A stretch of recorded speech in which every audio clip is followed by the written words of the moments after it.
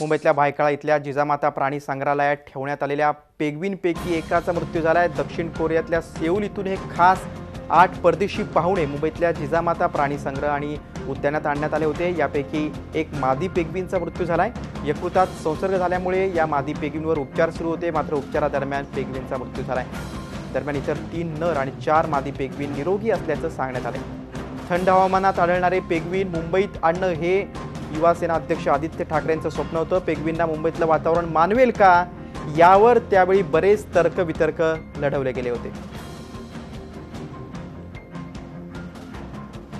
आणि याच महत्त्वाच्या बातमी संदर्भात आपण अधिक चर्चा करूया। आमचे प्रतिनिधी कृष्णात पाटील आपल्यासोबत आहेत। कृष्णात, या पेंग्विनला म्हणजे परदेशी पाहुण्यांना इथं आणल्यावरच विरोधकांनी टीका केली होती की यांना इथलं तापमान, मुंबईतलं तापमान मानवेल का, आणि आता तसंच झालं असं आपण म्हणू शकतो। एका मादी पेंग्विनचा मृत्यू झालाय। अधिक काय माहिती समोर येते?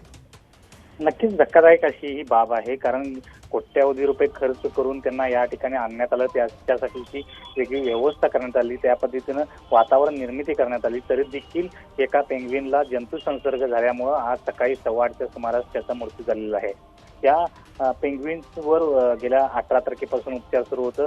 जेव्हापासून हा आजारी पडला होता त्यावेळी त्यानंतर तिथले पशुवैद्यकीय जे तज्ज्ञ आहेत, डॉक्टर आहेत, त्यांनी विदेशातील डॉक्टरांची सल्लामसलत केली होती।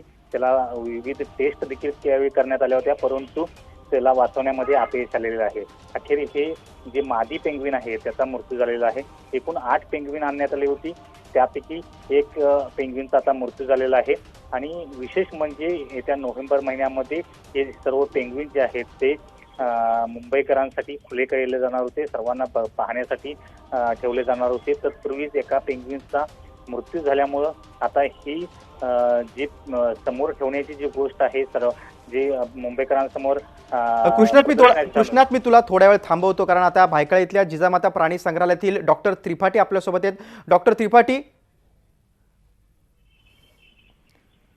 त्रिपाठी यांच्याशी आपला संपर्क तुटलेला आहे। कृष्णात, मला तुला विचारायचं की एकूण 8 पेंग्विन आले होते, त्यातल्या एका आता मादी पेंग्विनचा मृत्यू झालाय।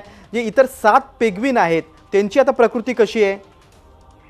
त्यांची प्रकृती चांगली आहे, परंतु मुंबई महापालिका प्रशासनाने सांगितले की त्यांची प्रकृती चांगली आहे, परंतु आता एका पेंग्विनला जंतू संसर्ग झाल्यामुळे इतर जे 7 पेंग्विन आहेत त्यांची देखील व्यवस्थित काळजी घेतली जाते। काही टेस्ट देखील त्यांच्या केल्या जात आहेत।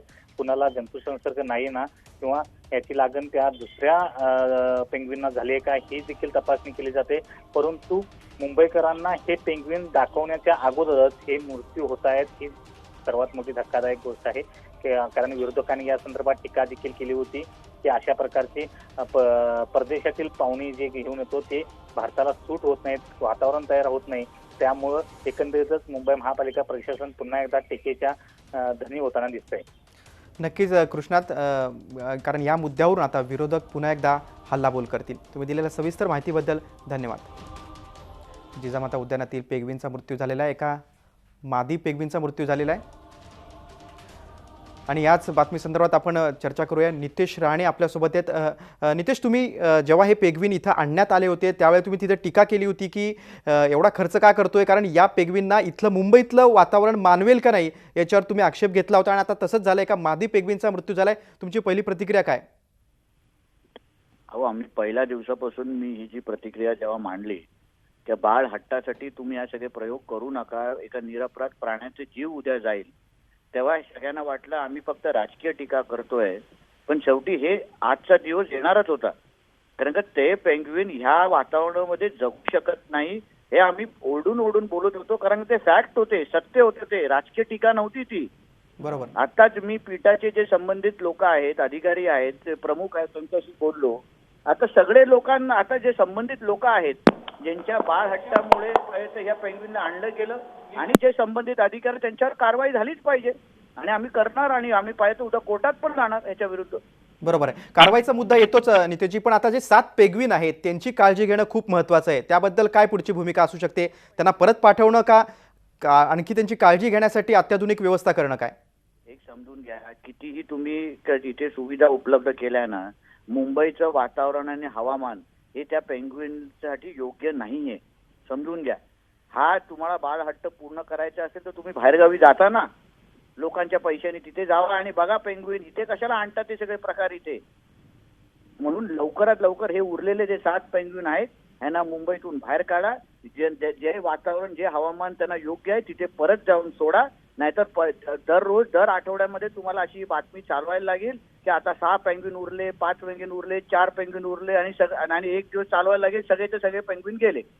बाकी काही होणार नाही. नितेश राणे, तुम्ही दिलेला जी तुम्ही भूमिका स्पष्ट केलेली आहे आणि तुम्ही जे सविस्तर आता माहिती दिलेली आहे, जी भूमिका स्पष्ट केली आहे, त्याच्यावर आता BMC काय पाऊल उचलतंय, काय भूमिका घेत आहे ते देखील महत्त्वाचं आहे. तुम्ही दिलेल्या सविस्तर माहितीबद्दल धन्यवाद. मुंबईतल्या जिजामाता प्राणी संग्रहालय आणि उद्यानात आणण्यात आलेले जे पेग्विन होते त्यापैकी 8 पैकी एका मादी पेग्विनचा मृत्यू झालेला आहे. झी 24 तास रहा एक पाऊल पुढे.